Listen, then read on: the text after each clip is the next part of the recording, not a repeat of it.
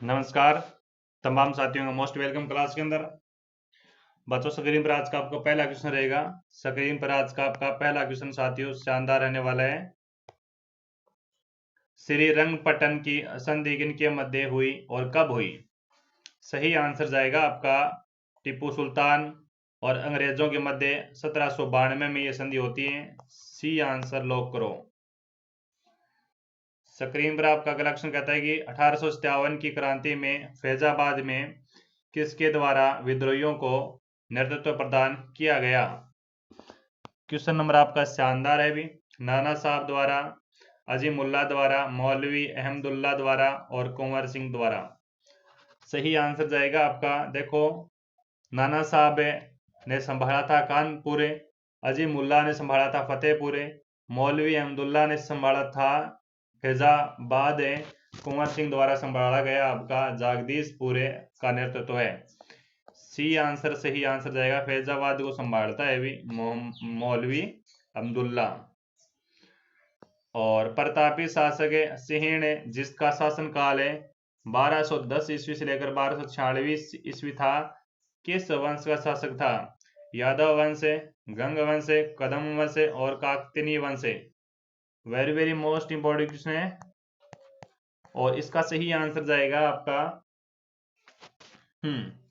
यादव वंश जाएगा। Right answer क्या जाएगा आपका? यादव वंश जाएगा। स्क्रीन पर आपका अगला क्वेश्चन कहता है कि कयूर व तयूर नामक ग्रंथ की रचना किस लेखक द्वारा की गई थी? किस लेखक के द्वारा की जाती है? तो साथियों ये तिब्बती था, तारानाथ के द्वारा। तारानाथ एक तिब्बती लेखक था, इनके द्वारा की जाती है इन दोनों लेखों की। 65 नंबर सुना है कि किस वेद की हस्तलिखित रचनाओं को खील के नाम से जाना जाता है? ऋग्वेद है, अथर्ववेद है, सामवेद है, यजुर्वेद है। तमाम बच्चों को यहाँ पर सही आंसर जाना चाहिए ऋग्वेद। क्या जाएगा? ऋग्वेद आंसर जाएगा, ए आंसर जाएगा। ऋग्वेद में 10 तो मंडल है आपके, है ना, 10 तो मंडल है और रचनाएं कितनी हैं? ये 10,000 साथियों 462 रचनाएं हैं भी। ओके, क्वेश्चन नंबर आपका अगला कहता है कि यूनानी रोमन लेखक डाइमेक्स किस भारतीय शासक के राज दरबार में आया था? चंद्रगुप्त मौर्य, बिंदुसार, अशोक और चंद्रगुप्त। 66 नंबर सुनूंगा, सही आंसर जाएगा बिंदुसार। बी आंसर है, राइट आंसर करो। आगे बढ़ो कि भवानी नाट्यशाला राजस्थान के किस जिले में स्थित है? भी जयपुर में है, उदयपुर में, झालावाड़ में और जोधपुर में है। Very very most important question है साथियों। राइट आंसर मेरे को फटाफट कमेंट में छाप दो, इसका सही आंसर क्या जाएगा बताओ।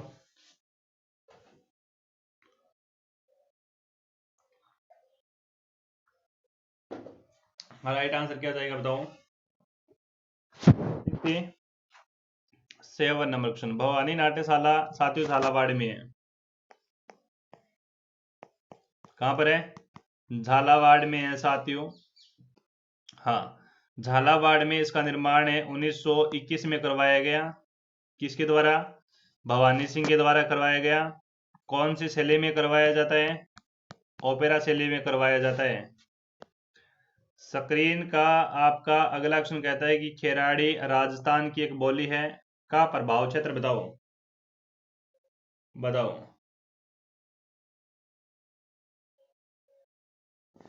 शाहपुरा भीलवाड़ा है, टोंक है, चंदबाजी जयपुर है और थानागाजी अलवर है।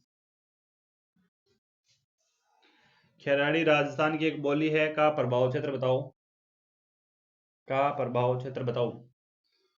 68 नंबर क्वेश्चन है, तो राइट आंसर जाएगा 68 का साथियों ऑप्शन नंबर ए होगा, ढूंढाड़ी, है ना। खेराड़ी राजस्थान की एक बोली है, प्रभाव है शाहपुरा भीलवाड़ा। ओके,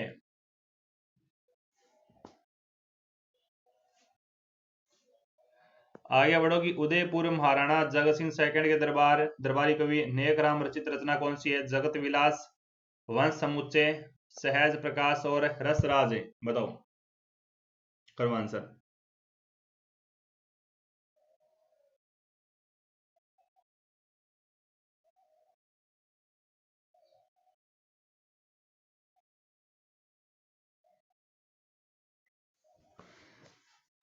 कवि नेकराम के द्वारा लिखा जाता है जगत विलास।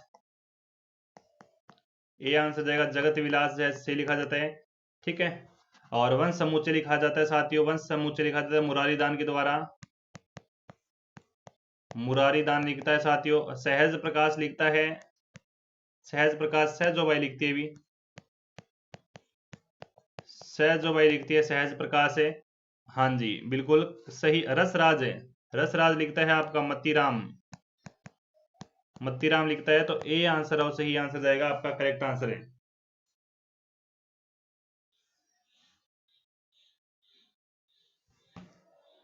क्वेश्चन नंबर आपका अगला देखो क्या कहता है। मेवाड़ के गोहिल वंश के समय निर्धारण करने वाला उस समय की सामाजिक आर्थिक स्थिति का उल्लेख करने वाला अभिलेख कौन सा है? अभिलेख कौन सा है भी बताओ।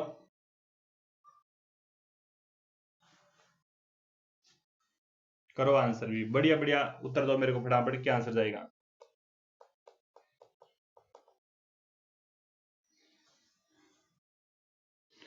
71 नंबर क्वेश्चन है और इसका सही आंसर जाएगा सामोली का अभिलेख। सामोली का अभिलेख जाएगा। सामोली का अभिलेख कब का है भी? सामोली का अभिलेख कब का है? 646 ईस्वी का है। कहां से मिला है? भौमट से मिला है। भौमट पड़ता है आपका उदयपुर में, ठीक है। ये आंसर सी जाएगा, करेक्ट आंसर। स्क्रीन पर आपका अगला क्वेश्चन देखो कि चित्तौड़गढ़ दुर्ग का निर्माण किस शासक द्वारा करवाया गया था? बताओ। चित्रांग मौर्य, पृथ्वीराज चौहान, रतन सेन, बप्पा रावल। कौन करता है चित्तौड़गढ़ दुर्ग का निर्माण? किस शासक के द्वारा करवाया जाता है? बता दो भी।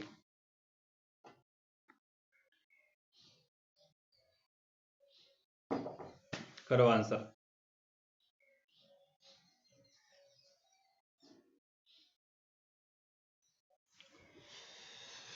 राइट आंसर जाएगा साथियों,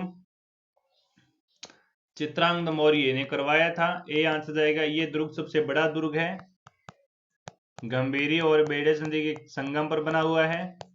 ये दुर्ग साथियों गिरी दुर्ग की श्रेणी में आता है, ठीक है। ये दुर्ग गिरी दुर्ग श्रेणी में आता है। चित्रांगद मौर्य चित्तौड़गढ़ दुर्ग जो आपका बना हुआ है मेसा के पठार पर है। क्वेश्चन नंबर आपका अगला देखो कि रज्जिल कौन से राजवंश का शासक था? रज्जिल बताओ। रज्जिल कौन से राजवंश का शासक था?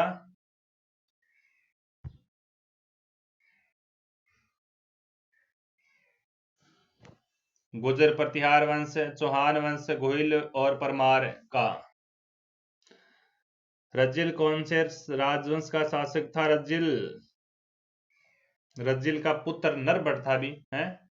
रज्जिल का पुत्र का नाम क्या था? नरभट्ट था, नरभट्ट। और ये गुर्जर प्रतिहार वंश का शासक था। ये आंसर जाएगा। प्रतिहार शासक हुआ आपका हरिश्चंद्र है। इनके 4 पुत्र थे साथियों, इनमें से एक आपका रज्जिल है ना। कौन सा शासक हुआ? हरिश्चंद्र है। हरिश्चंद्र के 4 पुत्र थे गुर्जर प्रतिहार के, इनमें से एक कौन सा है? ये रज्जिल है भी। आगे बढ़ोगे। राजस्थान के लोक वाद्य जिसका संबंध है नारद जी से जोड़ा जाता है या कहलाता है? रावण हत्ता, कमाइचा, बपंग और इकतारा। बताओ। करो रे, आंसर करो जल्दी जल्दी। क्लास को एक बार लाइक जरूर करेंगे। अगर आपने अभी तक क्लास को लाइक नहीं किया है तो क्लास को तो लाइक जरूर ही करो भी। क्लास को तो लाइक कर दो।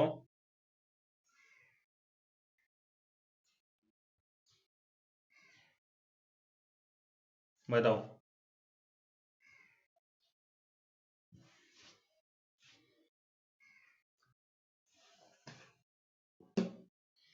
75 नंबर का सही आंसर जाएगा आपका ऑप्शन नंबर डी होगा, इकतारा करेक्ट आंसर होगा यहाँ पर। इकतारा, इकतारा जाएगा। नारद जी से जोड़ा जाता है इकतारा रे।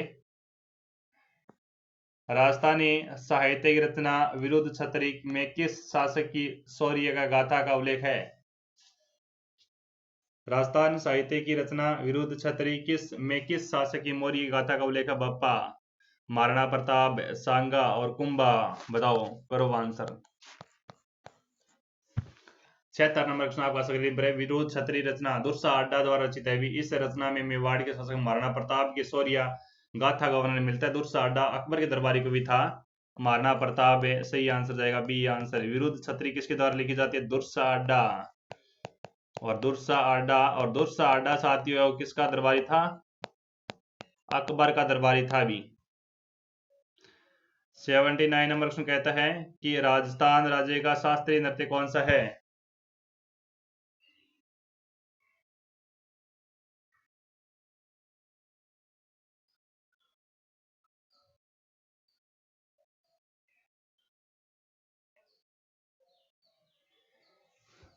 करो आंसर है। घूमर है, कथक है, गेर और कथकली। 79 नंबर क्वेश्चन आपका स्क्रीन पर ये रहा, बता दो। राजस्थान राज्य का शास्त्रीय नृत्य कौन सा है? राजस्थान राज्य का शास्त्रीय नृत्य है साथियों कथक नृत्य है। कौन सा नृत्य है? कथक नृत्य है। जबकि राज्य का लोक नृत्य वो घूमर है। राज्य का लोक नृत्य कौन सा है? घूमर है, जिसे हाँ नृत्यों का क्या कहा जाता है? सिरमौर कहा जाता है। ठीक है, आगे बढ़ो कि प्रमुख संगीत ग्रंथ स्वर मेल कला निधि के रचनाकार कौन है? बताओ।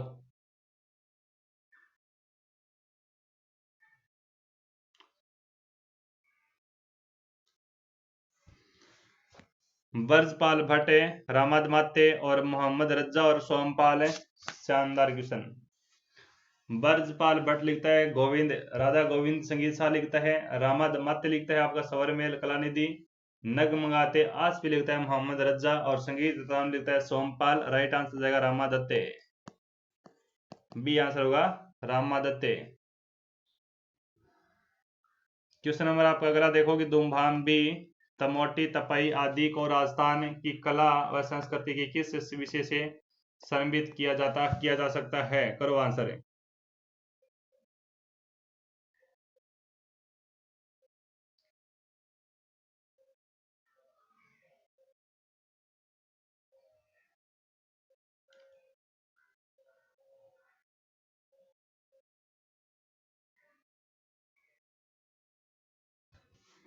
इक्यासी नंबर क्वेश्चन है और इसका सही आंसर जाएगा, क्या पूछा? दुम्बापी तमोटी तपई। ये वेशभूषा से वेशभूषा ही है ना, ये वेशभूषा है।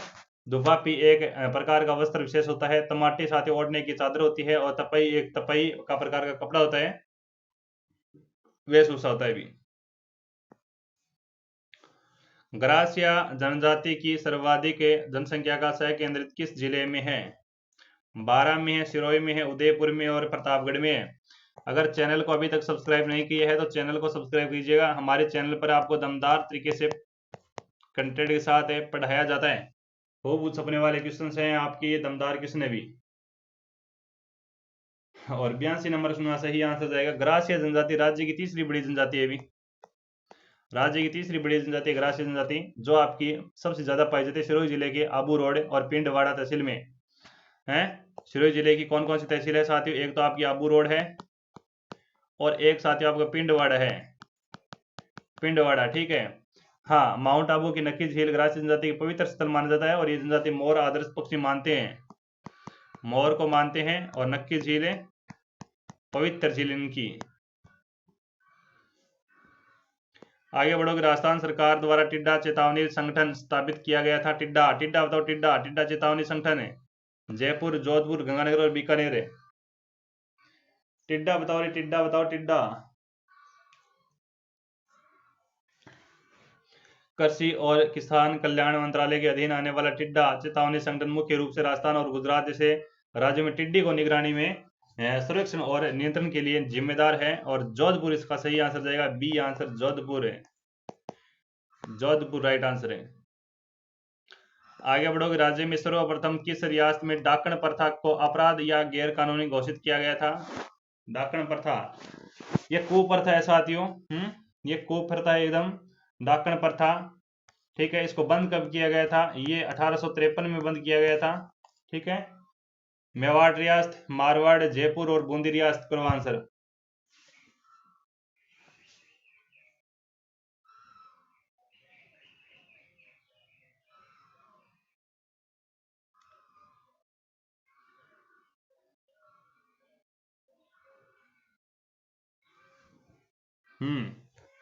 डाकण का अर्थ क्या होता है? राजस्थान में कई जातियों में महिलाओं पर डाकण है अर्थात राक्षसी प्रवृत्ति की महिलाएं का आरोप लगाकर उसको जला या फिर मार दिया जाता है। ये डाकण प्रथा है आपकी उदयपुर रियासत। ये ब्रुक ने खेरवाड़ा में इस प्रथा को गैर कानूनी घोषित किया था।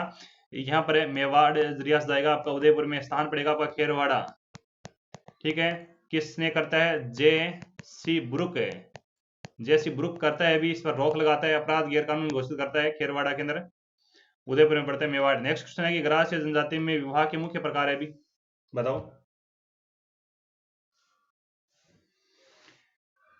एक है, दो है, तीन और चार है। 86 नंबर क्वेश्चन। ग्रास्य समुदाय में विवाह को संविदा के सम्मान माना जाता है साथियों। इसका आधार बहुवधु मूल्य होता है। ठीक है, और इसके आधार पर ग्रासियों के विवाह तीन प्रकार के होते हैं। तीन प्रकार के होते हैं अभी ग्रासियों के। कौन कौन प्रकार है? एक तो आपका मोरबंदिया है, मोरबंदिया है। एक आपका ताड़ना है विवाह, और एक पहरावना है।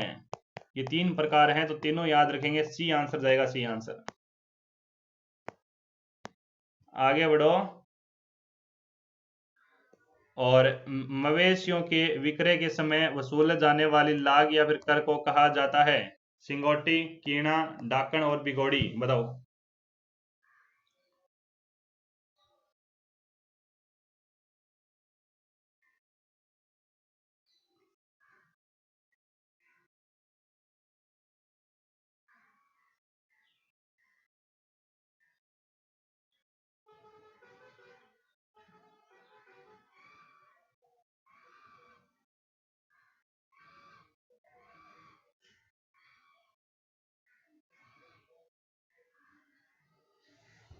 86 नंबर क्वेश्चन, और इसका सही आंसर जाने वाला है आपका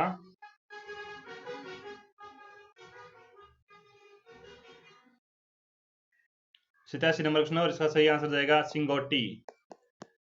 सिंगोटी जाएगा, सिंगोटी, है ना। मवेशियों के विक्रय के समय वसूले जाने वाला लाग कर को कहा जाता है सिंगोटी, है ना। और कीणा साथी दैनिक उपयोगी वस्तुओं के क्रय के बदले दिया जाने वाला अनाज कीणा होता है। डांड साथी होता है अंतर्राज्यीय व्यापार पर लगने वाला कर है। बिगोड़ी होता है साथियों भूमि कर है। 88 नंबर क्वेश्चन है, किससे सूफी संत को आफजादे हिंद की पदवी है? आफजादे हिंद की पदवी बताओ। आफजादे।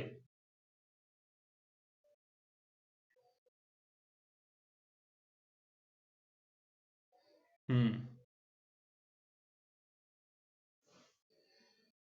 बढ़िया उत्तर दो अभी। आफजादे।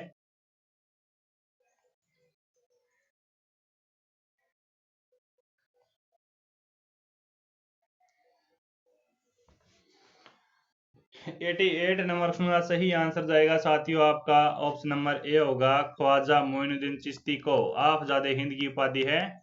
चलो अभी आगे बढ़ो।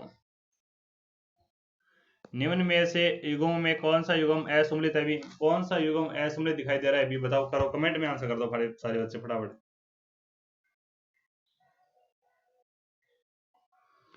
कमेंट में आंसर कर दो फटाफट।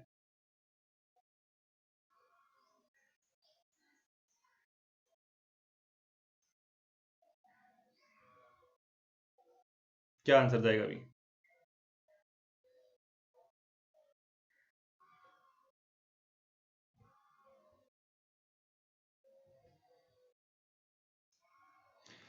हाँ, पतंग महोत्सव आपका जयपुर का है। दशहरा महोत्सव कोटा का है। डेग महोत्सव भरतपुर का है। और महावीर मेला महोत्सव बूंदी का है। महावीर मेला महोत्सव साथियों अप्रैल में मनाया जाता है और करौली का है। अप्रैल में आयोजित किया जाता है और करौली का है। नेक्स्ट क्वेश्चन है कि नकटी माता का मंदिर राज्य के किस जिले में अवस्थित है? नकटी माता का मंदिर बताओ।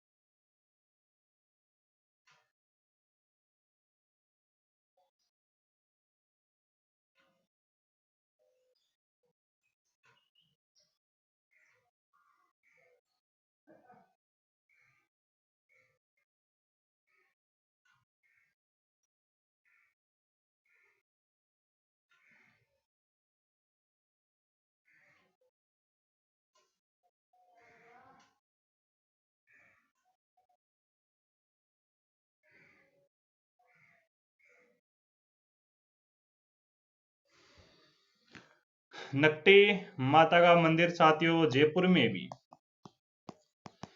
जयपुर में स्थान पड़ता है आपका भवानीपुरा। डी आंसर जाएगा भवानीपुरा, करेक्ट आंसर होगा। आगे बढ़ोगे, अकबरनामा में राज्य किस शासक को हिंदुस्तान के तमाम दूसरे राजाओं व राजाओं से बड़ा बताया गया है? 92 नंबर क्वेश्चन है भी, तो सही आंसर जाएगा राव मालदेव को। राव मालदेव का शासक रहता है मारवाड़ में 1532 से लेकर 62 तक साथियों। इन्होंने 1544 में ग्रीष्मेल युद्ध लड़ा था। इन्होंने तो क्या लड़ा था, इनके दो सेनापति लड़ा था, जेता और कुंपा। मालदेव साथियों शानदार क्वेश्चन है, यहाँ पर सी आंसर जाएगा मालदेव। ब्रिटिश शासन ने के अधीन पारित किस अधिनियम में अखिल भारतीय संघ की स्थापना की बात कही गई थी? 94 नंबर क्वेश्चन, आर्टिकल भारत शासन अधिनियम 1935 भूल गए क्या?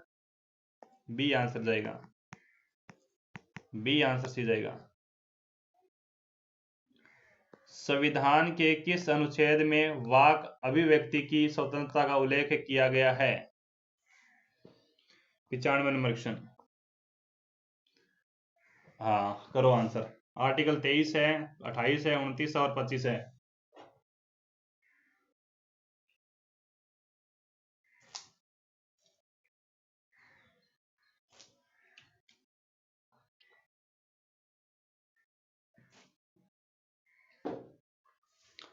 सही आंसर जाएगा आपका आर्टिकल 19 से, है ना। संविधान के किस अनुच्छेद में वाक अभिव्यक्ति की स्वतंत्रता है? तो आर्टिकल 19 जाएगा सही आंसर। आगे बढ़ोगे, दमन और दीव संघ शासित प्रदेश किस राज्य न्यायालय के अधिकार क्षेत्र में आते हैं? मद्रास, कलकत्ता, बंबई और केरल।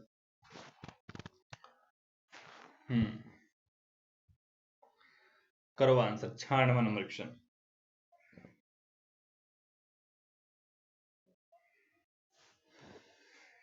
बम्बई राइट आंसर होगा आपका, बम्बई करेक्ट आंसर होगा, सी आंसर बम्बई। स्क्रीन पर आपका अगला क्वेश्चन देखो कि भारतीय संविधान के किस अनुच्छेद के तहत राष्ट्रपति का अध्यादेश जारी करने की शक्ति है? बताओ। आर्टिकल 163, 40, 123 और 132। अध्यादेश जारी कर सकता है 123 के तहत। भाषाई आधार पर भारतीय राज्यों की पुनः संरचना या गठन किस वर्ष किया गया था? 1956, 54, 50 और 59।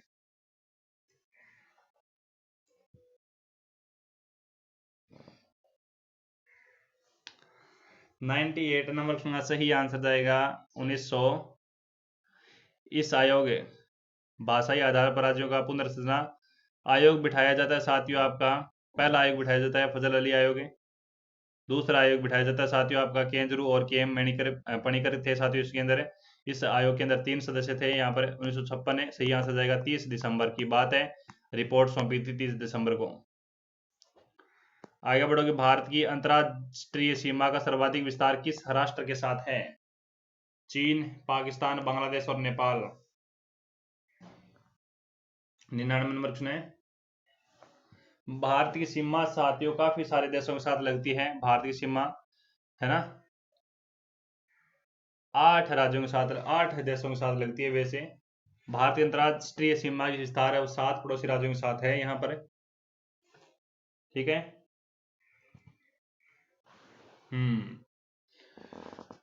चीन के साथ तो साथियों लगती है 3488 किलोमीटर चीन के साथ। पाकिस्तान के साथ आप सभी को बताइए कितनी लगती है? 3323 किलोमीटर लगती है, किलोमीटर है ये, ठीक है। और बांग्लादेश के साथ लगती है साथियों आपकी 4096 किलोमीटर। नेपाल के साथ है सीमा बनाता है भारत है 1751 किलोमीटर। बाकी साथियों राज्य देश पड़ता है आपका म्यांमार के साथ सीमा बनाता है 1643 किलोमीटर। एक बच गया आपका भूटान है, भूटान के साथ बनाता है साथियों 799 किलोमीटर। भूटान के साथ 799 किलोमीटर बनाता है। और 1 2 3 4 5 6 एक बच गया आपका अफगानिस्तान। अफगानिस्तान साथियों सीमा बनाता है 106 किलोमीटर। ये होती है साथियों आपकी रिपोर्ट है, ठीक है। गृह मंत्रालय के अनुसार भारत की स्थल सीमा की कुल मान कितना है साथियों? गृह मंत्रालय के अनुसार भारत की कुल 151.07 किलोमीटर है साथियों। ये 7 राज्य हैं। सर्वाधिक सीमा बनाता है वो बांग्लादेश बनाता है। भी तो सही आंसर जाएगा आपका क्वेश्चन का। सही आंसर सी आंसर होगा, बांग्लादेश। करेक्ट आंसर बांग्लादेश जाएगा। ओके, स्क्रीन पर आपका 100 नंबर प्रश्न है। निम्नलिखित में से बंदरगाहों में कौन सा बंदरगाह पूर्वी तट पर नहीं है? पारादीप, कोलकाता, विशाखापट्टनम और कांडला। 100 नंबर प्रश्न है। पूर्वी तट पर तो साथियों कलकत्ता है, पारादीप है, विशाखापट्टनम है, चेन्नई है, एनोर है और तूतीकोरन है। पश्चिमी तट पर साथियों कांडला, बंबई है बंदरगाह और मोमोगरा है और मंगलुरु, कोची है। कांडला बंदरगाह है वो यहाँ पर क्या नहीं है, पूर्वी तट पर नहीं है, पश्चिमी तट पर है। डी आंसर लो करो। कांडला बंदरगाह गुजरात राजस्थान के पास निकट स्थान पर पड़ता है आपका। जितने भी बच्चे जुड़े हुए हैं सारे विद्यार्थी यहाँ पर टेलीग्राम चैनल को ज्वाइन कर लो। टेलीग्राम चैनल की लिंक साथियों ऊपर कमेंट पिन की गई, आपके लिए स्पेशल है। सेशन अगर अच्छा लगा है तो सेशन को लाइक जरूर करेंगे और साथियों एक बार अपने प्यारे मित्रों तक क्लास को शेयर जरूर कर देना। और जो आप पहली बार चैनल पर पधारे हो चैनल को सब्सक्राइब कर लेना ताकि आपकी अगली क्लास हो मिस ना हो। साथियों चैनल को सब्सक्राइब जरूर कर लेना है। रिस्पेक्टेड कमेंट के साथ मेरे को बताएंगे कि आज की क्लास आपको कैसी लगी। मिलता हूँ साथियों आपके शानदार सेशन के साथ। तब तक के लिए जय हिंद, जय भारत, वंदे मातरम और जय जय श्री राम।